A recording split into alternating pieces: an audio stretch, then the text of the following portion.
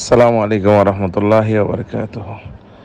हज़रत मौलाना नूरुल इस्लाम फेनोवी नरवारी फेनी उन्हीं से ভয়েসটা দিছে जो ভয়েস दिया है वो सुनकर दिया है सरासर झूठ है और वो झूठा है क्योंकि उस टाइम मौलाना फैजुल्लाह जो मदानी नगर मदरसा की मोहतमिम है संदीप हज़रत रहमतुल्लाह के साहिबजादा बड़े साहिबजादा वो भी थे और हाजी इनाम चाटगाम के इसके अलावा भी दीगर बड़े बड़े उलमा इकराम मौजूद थे। ख़ास तौर पर जो अर्जाबाद वाला जो वाक़या है हमें एक एहतमाम के साथ बुलाया गया कि कुछ लोग काकरेल से आए हैं, आपसे मुलाकात करना चाहते हैं।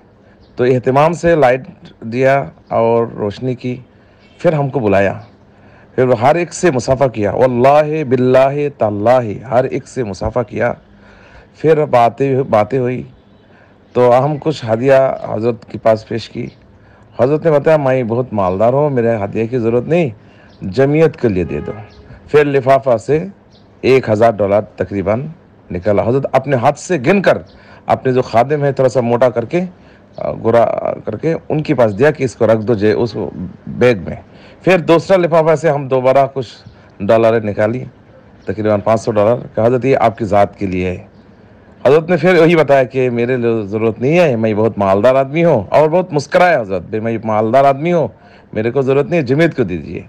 फिर हम हज़रत गिन के अपने हाथ से लेकर कलम से लिखा, लिफाफा के ऊपर कलम से लिखा कि ककराइल वालों की तरफ से जमीयत की हदिया।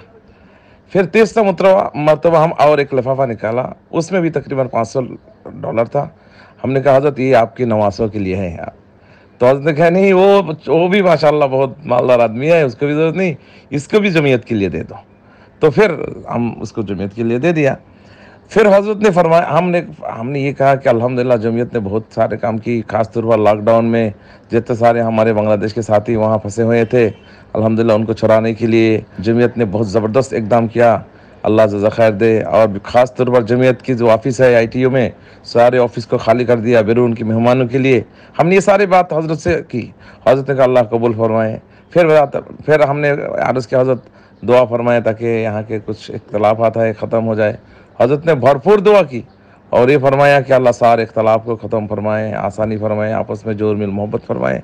फिर दोबारा हज़रत ने मुसाफ़ा किया हर एक से। फिर अल्लाह बिल्लाह हज़रत ने कहा वासिफ़ुल इस्लाम को सलाम कहना, बार बार कहा वासिफ़ुल इस्लाम से सलाम कहना, ये हज़रत ने फरमाया। ये है अर्जाबाद वाला घटना यानी वाक़या।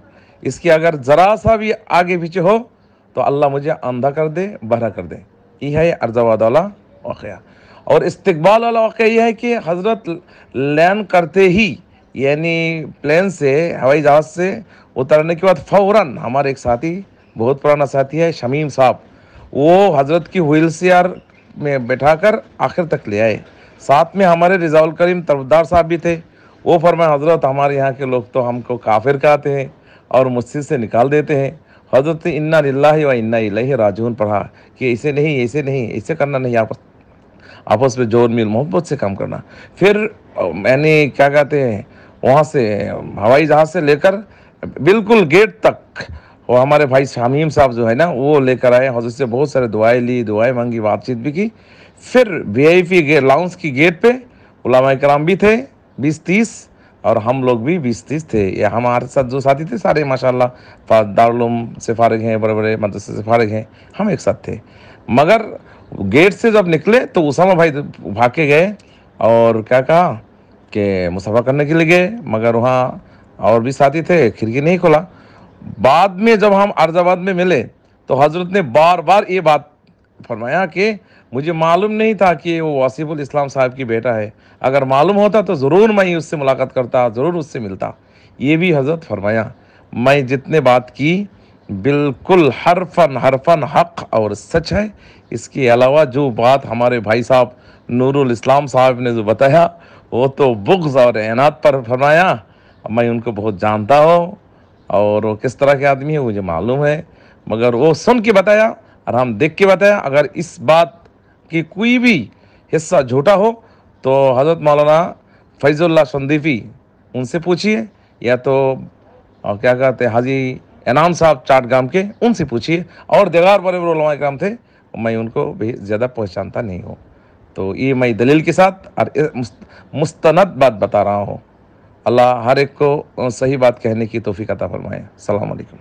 बात को समझने के लिए सबसे पहले आदमी अपने जहन को और अपने बर्तन को एतराज और तरद्दुद और इश्काल से खाली करे। इसलिए कि अगर किसी बात को भी मफहूम मुखालिफ और किसी बात को भी किसी दूसरे अमल की तरदीद या उसकी तनकीस या उसकी इफादियत को कम समझने के सुए ज़न के साथ सुना गया, नफे की बातों से नुकसान होना यकीनी है। इसलिए सबसे पहले हम इसकी नीयत करें, पूरी बात सुनेंगे, आगे पूरी बात नकल करेंगे। आधी सुनना ये भी दीन दावत के लिए नाक़िस, और आधी बात का नकल करना ये तो बड़े फसाद का जरिया है। इसलिए बहुत तवज्जो के साथ बात सुननी है।